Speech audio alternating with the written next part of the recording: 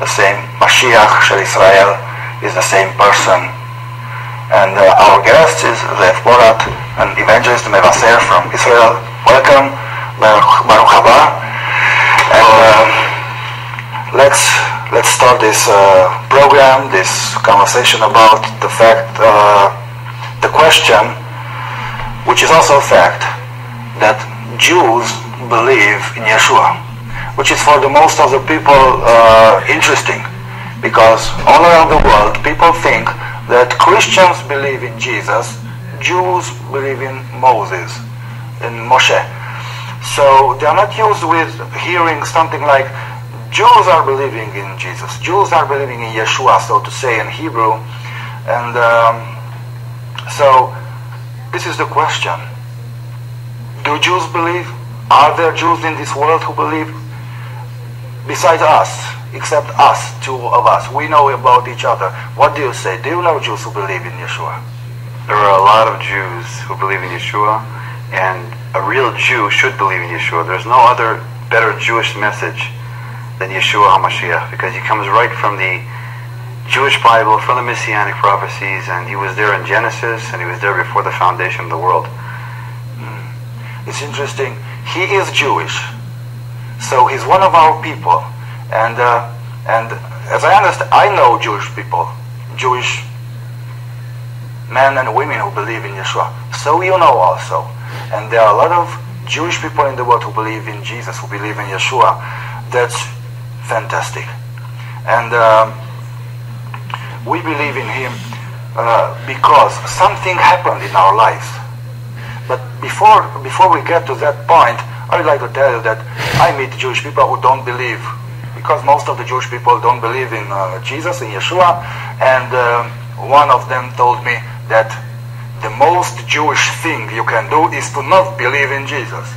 And to what I replied, and I said, well, my guess is that the most Jewish thing, or the thing that makes you most Jew, is to believe in Yeshua, who was Jewish. What do you say about that?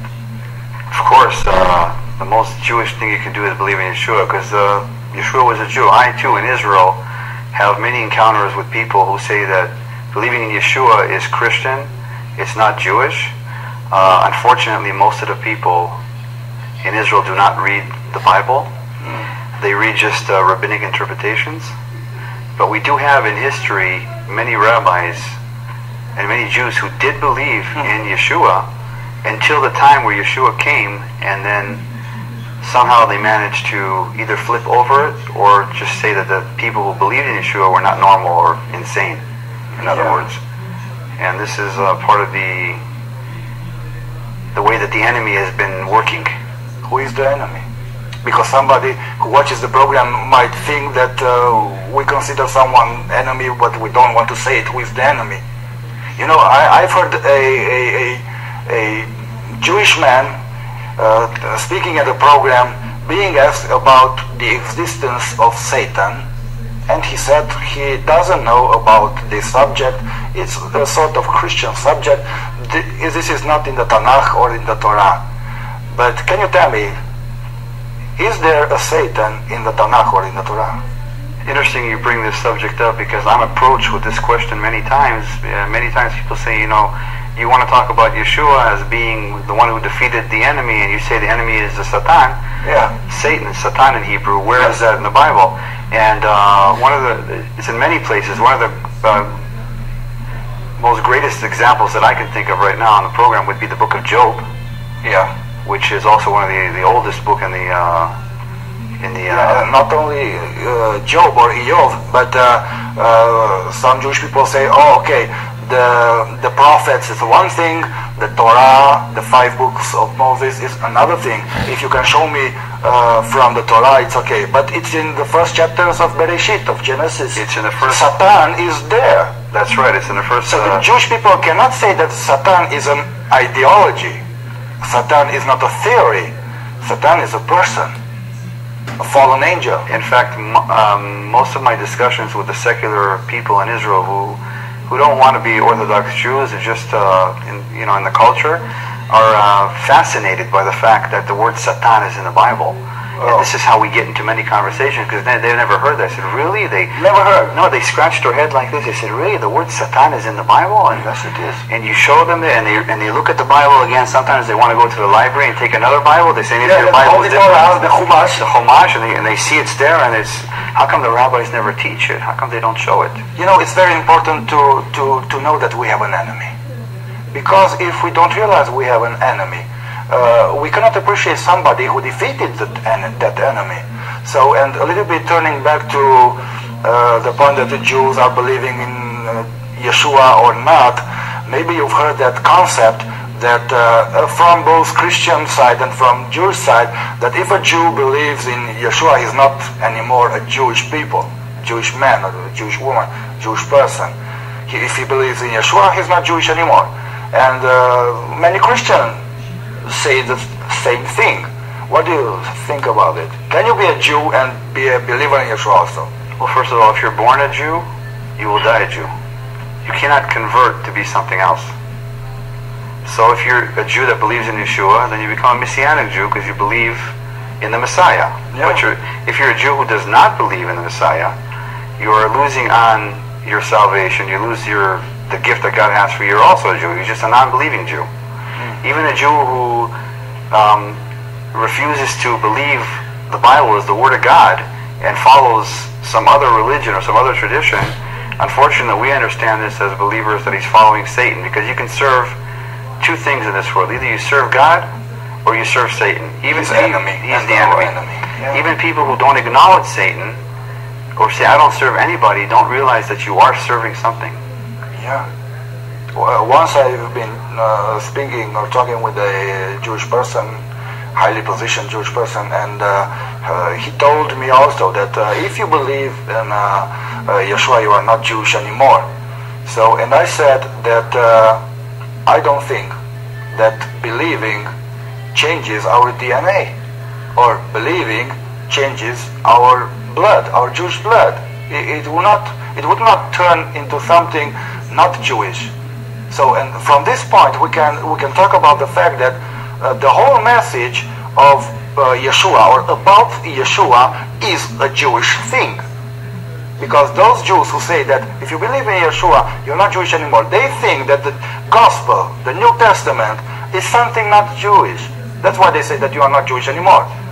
But today, we can tell them, we can explain them, and you can tell us, is the New Testament a Jewish thing? Or the authors? Well, the New Testament is Jewish. The book from Genesis all the way to Revelation, it's all the Word of God. And the Word of God is for the Jews and for the Gentiles. But the basic, the source, the foundation comes from the Jews.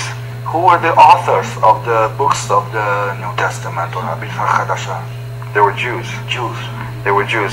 And in fact, the word New Covenant, which means Brit HaChadashah, is written in the Old Testament. It's written in Jeremiah 31:31. Ooh, should we?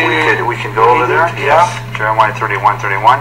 And many times in Israel, when I've opened this part of the Bible, I've been spit on. I've been hit. I've been beat up, because people think that I'm showing them a Christian Bible. Just the word Brit HaChadashah, which is New Covenant, stirs up a lot of emotions in Israel, especially sharing with the Jewish people. Yes, because they associate it with the New Testament of Christian world. Those Christians who did not really believe, I guess so, in their own New Testament, did awful things to Jewish people. But if we read this verse, we will see that the covenant Adonai, or God, has made with the Jewish people, or the people in general, or the humankind, it addresses first of all to the Jewish people. So it says here, behold, Yirmiyahu, Jeremiah 31:31, behold, the days are coming, says the Lord Adonai, when I will make a new covenant. Some say the best translation would be a renewed covenant. So a new covenant with the house of Israel and with the house of Yehudah. So there are no footsteps or shadow of Gentiles in this verse. Absolutely not. What do you say about that? Well, because the new covenant comes out from the Jew, from Yeshua, to the nations. We see this all over 2,000 prophecies that were fulfilled by Yeshua in the Old Testament. And there's no error in these prophecies. They're fulfilled to the letter. Exactly. You cannot find an error, not in the dates, not in the time zone, anything. It's 100%. And it talks about here, it says in Hebrew, "Lo ki brit asher karatiti et avotchem biyom hotzeoti otam me'eretz Mitzrayim." Not the breed, the covenant that I did with your forefathers when they came out of Egypt. When you broke. God doesn't break covenants. Yeah. People break covenants. And one of the reasons that Yeshua came was because people could not keep the Torah. They couldn't keep these covenants.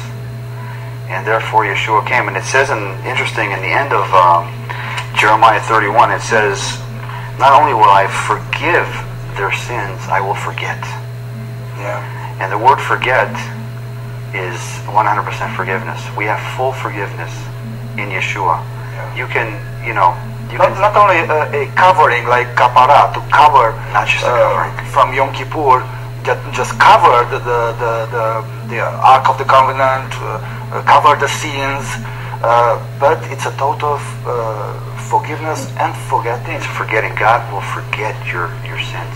So He's much better than us people. He's much better than us. Well, because we many times say that I forgive you, but I keep in my mind what you did to me. Well, the New Testament tells us in many places that we should forgive, and real forgiveness is also forget. So we have to try to go in the footsteps of Yeshua, try to be like Him. But yes, real forgiveness is only if you forget. If I say I forgive you, Rabbi David, and I don't forget, then I didn't really forgive. Yeah. God seeks the heart. God seeks the hearts. And in Jeremiah 31, it speaks about the covenant being in the heart of man. Yes. Not in books. It's written in the heart. Torah. I will put the Torah in the heart. And I will give them a new heart. Give them a new heart. And my spirit in their heart. And that's the real forgiveness.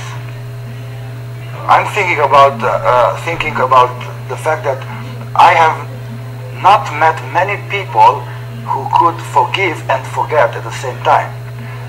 But I believe, according to the Tanakh and the whole scriptures, that this is a characteristic of Adonai Himself, to forgive and to forget. That's right. In the book of Genesis says that we are made in God's image. Yes. And if Yeshua is the one who has started or laid the foundation of the new covenant, which we know from the Habesorot, from the Gospels, He made the new covenant, which is blood, and with His blood and with His body, which was symbolized by the fruit of the wine and the matzah.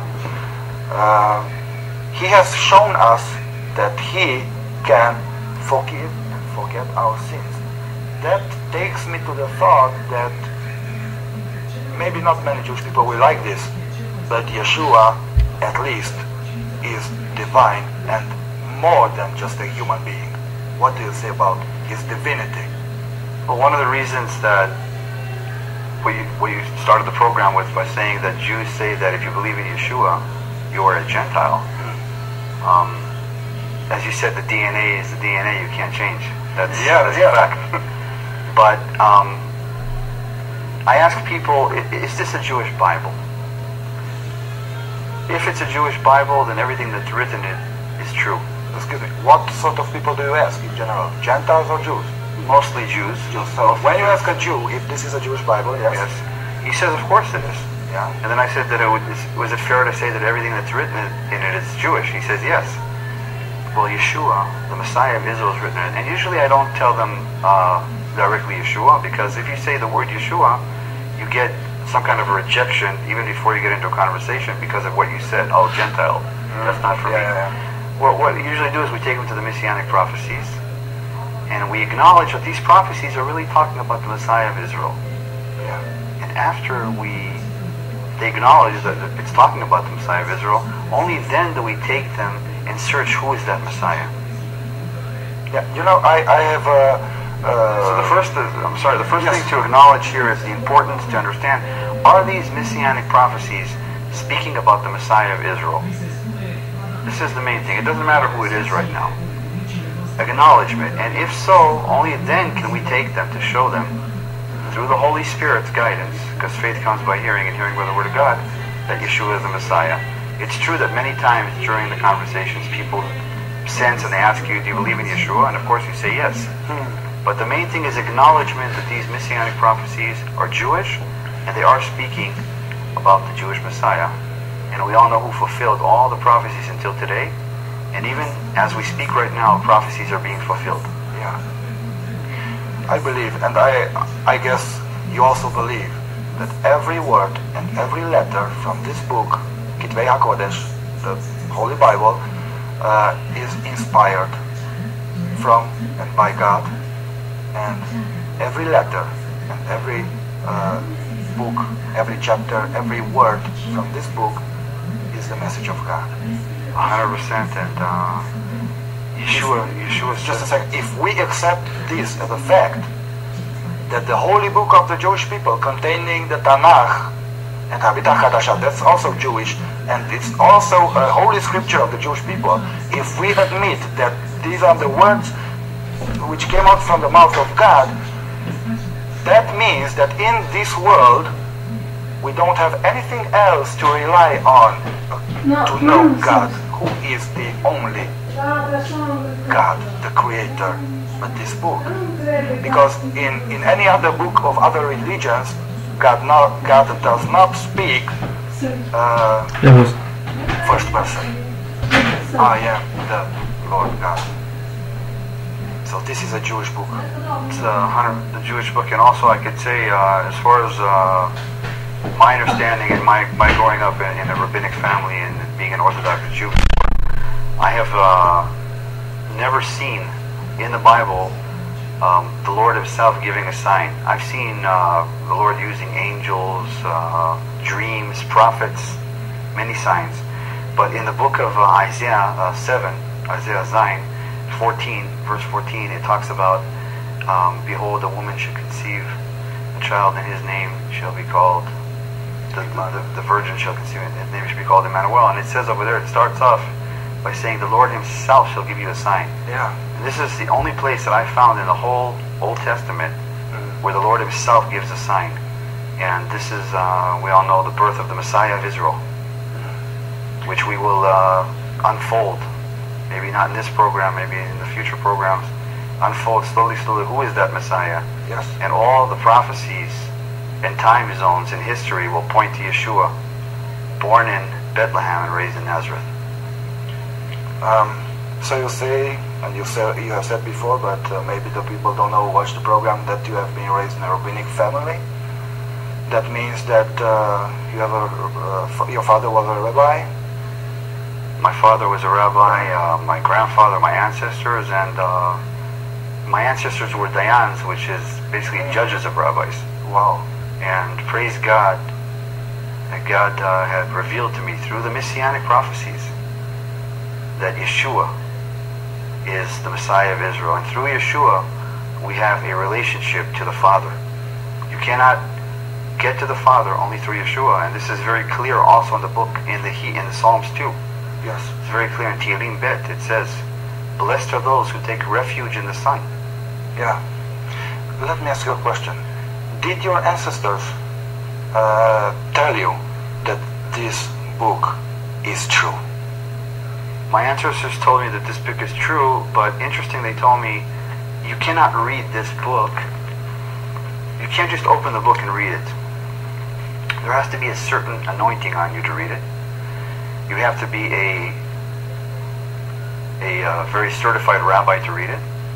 And even a certified rabbi would need other rabbinic interpretations to read it.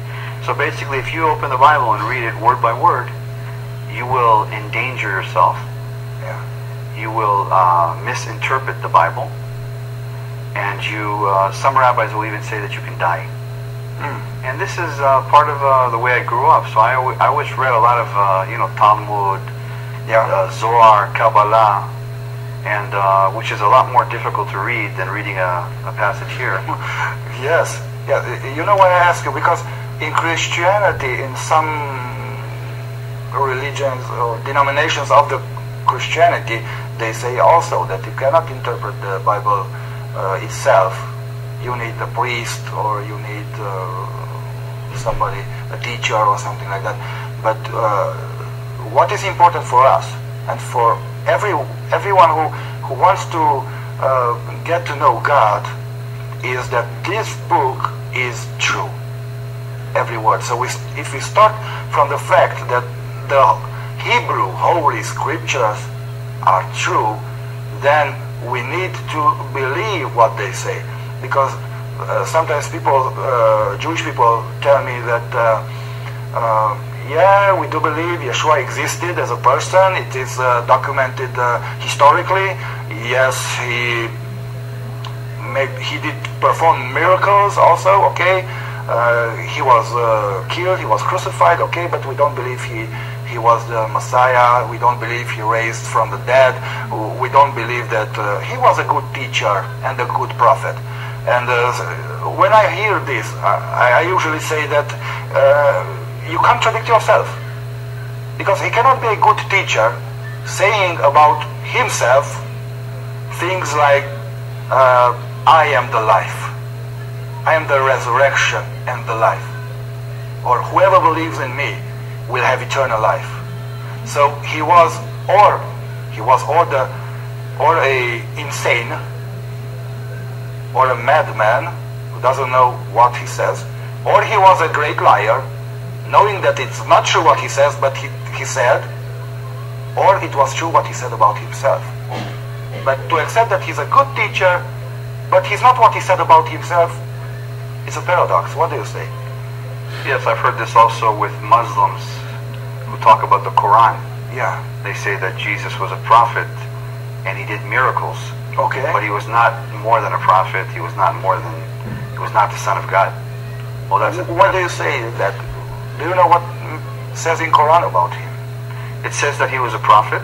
Yeah. And it says, some Quran's teaching would even teach that when Moses came down from Mount Sinai with the 10 Commandments, Yeshua was there with him, and so was Muhammad. Oh. That's what they teach. But they were just prophets. And again, this is false teachings that we have. One of the tools of the enemy is to mix a little bit of the truth. In every lie, there's just a little bit of truth, a little bit. And with that little bit of truth, mixing up people. And this is one of the difficulties we have in reaching Jewish people, because they look at the Quran, they look at the Christianity, they look at Catholics, they look at all these denominations, and they think that if they become followers of Yeshua, they're going to become like that. They don't understand that Yeshua himself said, I did not come to cancel the Torah, but to fulfill the Torah. Yeshua was the Torah. And if we follow Yeshua, we are still following the Torah. Yes. Many people don't understand this reality, and many people think that you cannot be Jewish or live like a Jew following Yeshua. But today we have discussed about these things, and I guess we can send a message for all the Jewish people who are watching this program that you can remain a Jew and believe in Yeshua. And it's a very interesting thing, a difference which I have seen in the method of preaching the good news about Yeshua in Christianity and in Judaism. In Christianity, they try to convince you that this is the truth. But a Jew, when says a message, he makes you to think and to discover for yourself. So thank you very much for watching this program. We wish you to discover and to find for yourself who is Yeshua, the Jewish Messiah. This was the program Why Israel, and we will continue on with other subjects. Be blessed.